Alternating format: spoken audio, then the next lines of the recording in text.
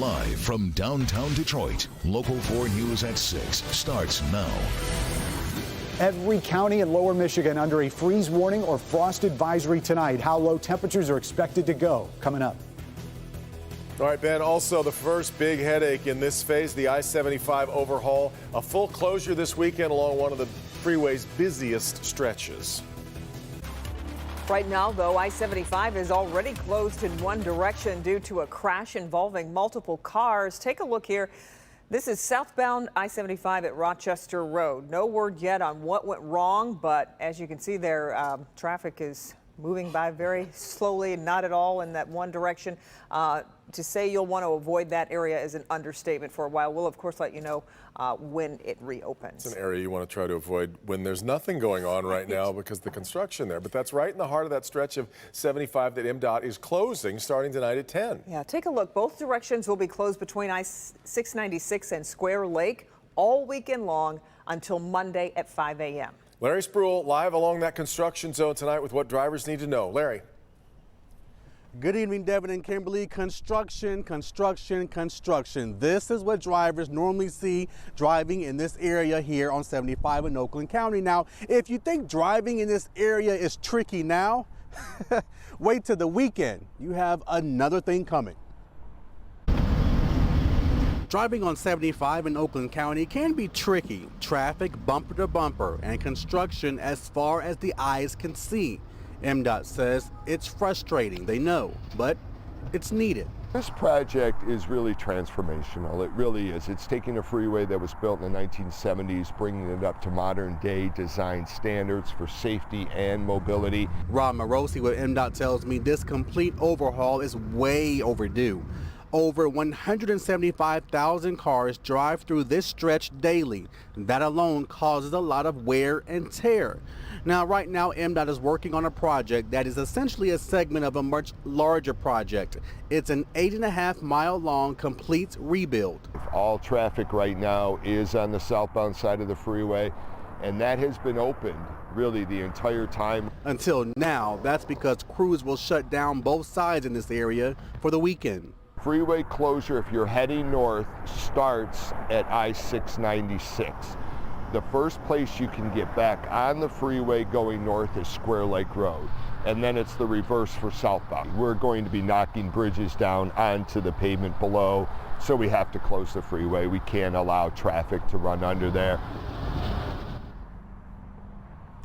So here's the bottom line. Tonight, starting at 9 o'clock, the ramps will be closed. They will start closing the freeway around 10 o'clock tonight.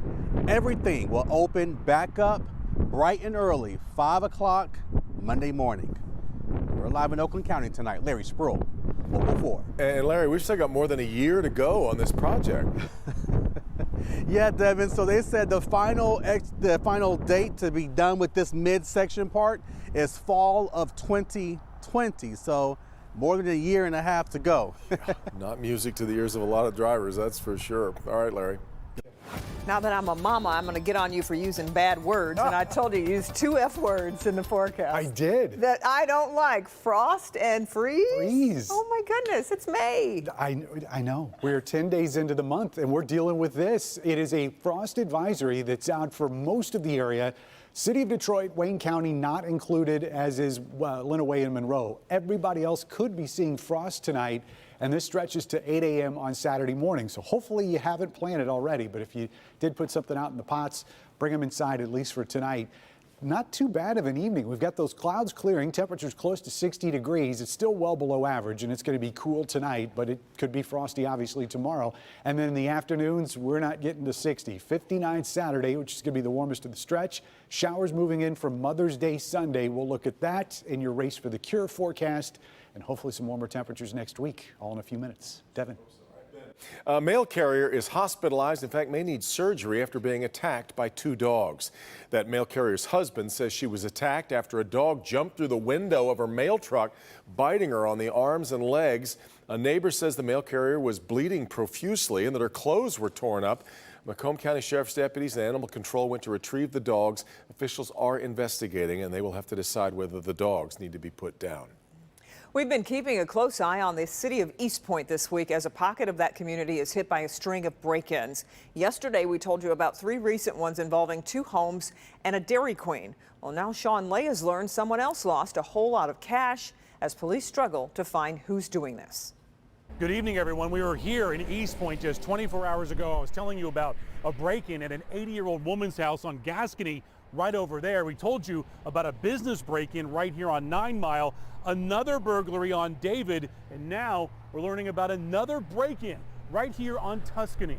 I was angry, and then when I called East Point, they act like they didn't care. Carlita Evans is not happy. The day she started a new job, April 15th, her cousin called to say her East Point home had just been burglarized. Evans' security camera could clearly see a man at her door pretending to be on his phone. Her side door was kicked in, and TVs, electronics, and her rent money that was in a drawer was stolen. Police at her home looked at her video. He told me it looked like it was someone who had been in my home before because at the rate he was going through my home, it looked like he knew exactly where to go. Well, the bedroom doors were closed and locked. Did What do they you mean? catch the guy, that kind of thinking? No, it didn't. These 3 guys were seen on camera days later a few streets away on David, first knocking, then breaking in through a rear window, ransacking the home, stealing 2 loaded handguns, and also finding cash in a drawer. This week, a man crawled through a kitchen window of an 80-year-old woman who also lives nearby. He got away with cash and jewelry. In Carlita's case, police haven't made any arrests, but in their report, they indicated her case is now closed. I'm very disappointed. I'm very angry because that was my rent money, and I am a single mother of 3 children. So it's like, so now I got to come up with it all over again. So the very latest right now is East Point Police putting out on its Facebook page a warning now to neighbors that these break-ins have been happening for the past couple of weeks, maybe a little bit longer. They are telling neighbors now that they have stepped up patrols in that area. We're live tonight. Sean Lay, Local 4. Okay, Sean. America's opioid crisis bringing together 2 of the country's top universities to try to look for solutions. That's right. U of M and Harvard co-hosted a first-of-its-kind opioid summit today in Ypsilanti. And Priya Mann was there along with policymakers, doctors, law enforcement, and business leaders. This type of partnership between the University of Michigan and Harvard is pretty rare. Really, it's the first of its kind. And today, policymakers and physicians gather to find ways to battle the opioid crisis. I feel like I'm part of the opioid epidemic. My well-intended care helped contribute to this epidemic, and I didn't mean for it to. Academics have long studied addiction, but now they're talking directly to doctors and lawmakers to reverse the opioid crisis. At its root, at its core, the opioid epidemic is a prescribing problem, and it is an iatrogenic problem, meaning created by doctors and providers and prescribers. Beyond prescribing fewer meds, doctors and researchers are exploring new ways to tackle the deadly problem. The evidence suggests that medication-assisted treatments are a part of a comprehensive addiction treatment plan that should also include behavioral therapies, which are very effective, exercise, yoga, tai chi, all the things that we haven't traditionally relied on because it's frankly easier to write a prescription. One challenge for doctors is that medication that could aid in recovery isn't always easy to prescribe. The other is how to pay for treatment. Organizers are looking at insurance companies to bridge the gap. David Clayton overcame a decade-long addiction to drugs and alcohol and has now devoted his life to helping others. There needs to be more treatment facilities. There needs to be more sober living facilities, transitional housing, safe living environments. But I think that with all of this going today was an amazing summit put on by 2 amazing universities, and I think there's going to be a lot of positive feedback from it. And in case you missed it, the entire conference was live streamed with hundreds of people around the country watching. I'm hearing there's a watch party at Harvard as well. That university will be hosting a follow-up conference in the fall. Reporting from Ypsilanti, I'm Priya Mann, Local 4. Okay, Priya. Well, let's take a moment to check in with Lester Holt to see what's coming up on NBC Nightly News. Live from New York, here's Lester with a preview. Hi, Lester. Hey, Devin and Kim ahead for us tonight. We're going to talk about recalls of contaminated blood pressure medications that are raising serious questions about drug ingredients made overseas and who's watching over them. Also, some deflating news about balloons amid the global shortage of helium that fills them. Well, that's bad timing. It's graduation season, isn't it? I know, a lot of need for balloons, and this is having a real economic impact, too. Party City, the popular supply chain, said it'll have to close about 45 stores around the country. It's hurting their bottom line. Why the helium supply is running low and the other products and industries that are at risk when we see you on Nightly News. Yeah, Coming up about 20 minutes from now. Yeah. All right. Thanks, Lester. Still ahead, when Mother's Day means more, this woman had to survive quite a lot to get to this Sunday. Her remarkable story is coming up. Also, here's Nick.